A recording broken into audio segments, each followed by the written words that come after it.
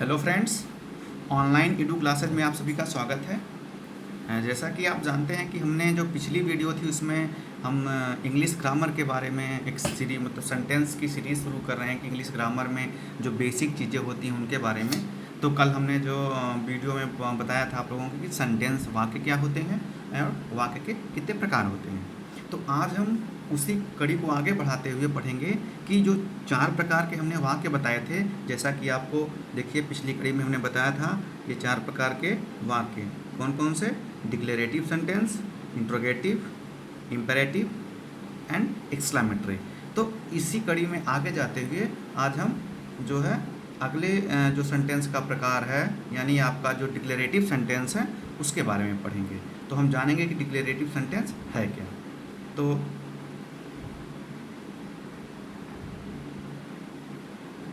हम आगे इसके बारे में जानने का प्रयास करते हैं कि डिक्लेरेटिव सेंटेंस क्या है।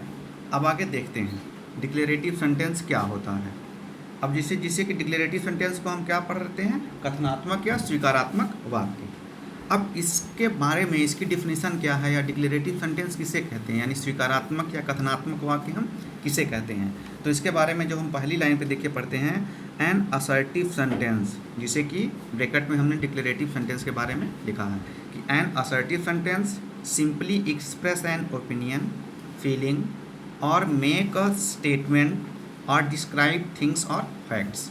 यानी कि जो असर्टिव सेंटेंस होता है यानी स्वीकारात्मक वाक्य होता है, सिंपली एक्सप्रेस मतलब होता है व्यक्त करना, एन ओपिनियन किसी विचार को, फीलिंग किसी के अनुभव को, और मेक से स्टेटमेंट या कोई स्टेटमेंट ये करता है। वाक्य में स्टेटमेंट्स होते हैं यानी कुछ कथन होते हैं, और डिस्क्राइब्स थिंग्स आर फैक्ट या किसी वस्तु या किसी तथ्य के बारे में ये वाक्य बताता है। इसके आगे क्या है, in other words it declare somethings, यानी जो वाक्य है इसमें किसी चीज़ के बारे में डिक्लेयर किया जाता है कि ये चीज़ ऐसी है। जैसे और इसकी एक अलग जो विशेषता है जिसे कि आप देख के ही पहचान सकते हो कि ये कौन सा वाक्य है, कि this type of statement ends with period mean जिसे कि आप फुल स्टॉप बोलते हो, तो इंग्लिश में उसे पीरियड्स भी बोलते जाते हैं। तो ये जो वाक्य है यानी डिक्लेरेटिव सेंटेंस, इसके सबसे लास्ट में आप देखेंगे फुल स्टॉप, जैसे ये बिंदी होती है ना तो फुल स्टॉप लगा होता है। तो ये आपका हो गया डिक्लेरेटिव सेंटेंस, यानी कि ये ऐसे वाक्य होते हैं जिसमें किसी की भावनाओं को, किसी के विचारों को व्यक्त किया जाता है, कोई तथ्य बताया जाता है, किसी वस्तु के बारे में बताया जाता है या कोई स्टेटमेंट दिया जाता है, और इसके अंत में क्या आता है, फुल स्टॉप आता है। जैसे कि आप एग्जाम्पल देखें, एग्जाम्पल में क्या है, I want to be a good cricketer. इसमें देखिए एक स्टेटमेंट दिया जा रहा है, कोई इंसान है, कोई व्यक्ति है, कोई बालक है जो कि वो क्या बनना चाहता है, अच्छा क्रिकेटर। इसके आगे नीचे क्या किया गया है, I am very happy today, यानी मैं आज बहुत खुश हूँ। इसमें क्या है कि जो व्यक्ति है उसकी फीलिंग्स के बारे में बताया जा रहा है कि उसकी फीलिंग्स क्या है। तो ये हो गया आपके डिक्लेरेटिव या असर्टिव जिसे सेंटेंस कहते हैं वो। तो आप ध्यान दें कि डिक्लेरेटिव सेंटेंस क्या होता है। ये ऐसे सेंटेंस होते हैं जिसमें किसी की विचार को या किसी की भावनाओं को व्यक्त किया जाता है। मेक से स्टेटमेंट, यानी हम कोई स्टेटमेंट बताते हैं, करते हैं, या किसी चीज़ या तथ्य के बारे में हम व्यक्त करते हैं यानी बताते हैं। तो ये हो गया आपका असर्टिव या डिक्लेरेटिव सेंटेंस। इसके एग्जांपल भी देख लिए। अब इसमें एक चीज़ और आपको ध्यान में देने की वाली बात है कि जो हम असर्टिव सेंटेंस होता है, हम अगली कड़ी स्लाइड पे जाके देखते हैं कि असर्टिव सेंटेंस में 2 चीज़ें होती हैं कि कुछ चीज़ें जैसे हमने कहा कि ही इज़ गुड बॉय, और हम यही कह सकते हैं he is not a good boy. जो दोनों वाक्य हैं, दोनों वाक्य असर्टिव सेंटेंस हैं। दोनों वाक्य कौन से सेंटेंस है, असर्टिव वाक्य। एक में बताया जा रहा है कि वो अच्छा लड़का है, एक में बताया जा रहा है वो अच्छा लड़का नहीं है। लेकिन अब असर्टिव सेंटेंस में दो होते हैं। अब जैसे ये पहला वाला है इसे हम अफर्मेटिव बोलते हैं, और जो दूसरा वाला है इसे हम निगेटिव बोलते हैं। क्या बोलते हैं, अफर्मेटिव और निगेटिव। जैसे कि अफर्मेटिव क्या होता है उसके बारे में थोड़ा हम समझ लेते हैं कि अफर्मेटिव सेंटेंस क्या होता है। AFIRMATIVE,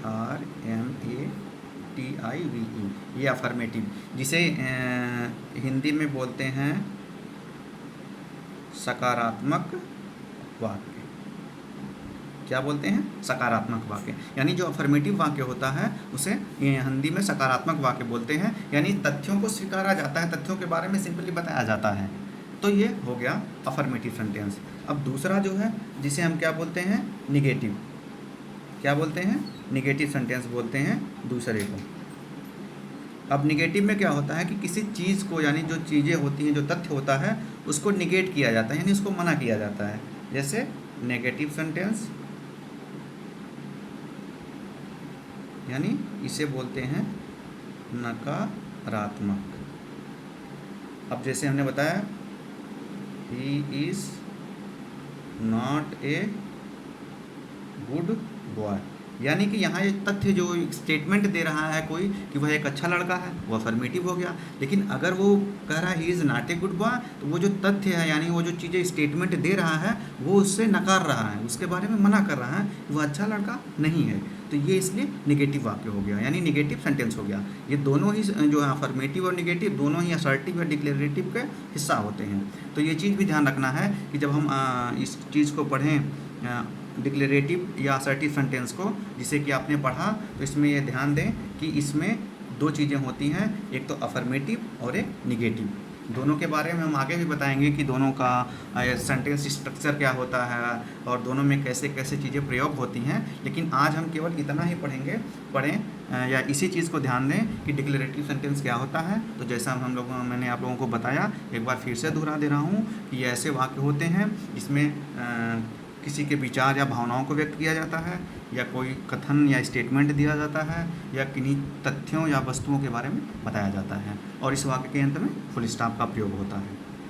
तो हम आशा करते हैं कि आप लोग ने जो हमने बताया उसे ध्यान से पढ़ा होगा, और इसे ध्यान से समझ के इस अगली कड़ी में हम इससे आगे वाला जो सेंटेंस है, यानी जो इंटरोगेटिव सेंटेंस है, इंपेरेटिव सेंटेंस है, उनको बारी बारी से हम पढ़ेंगे। तो आज के इस क्लास के लिए ध्यान से पढ़ने के लिए और ध्यान देने के लिए धन्यवाद। आशा करते हैं कि आपको हमारी ये वीडियो पसंद आई होगी। धन्यवाद।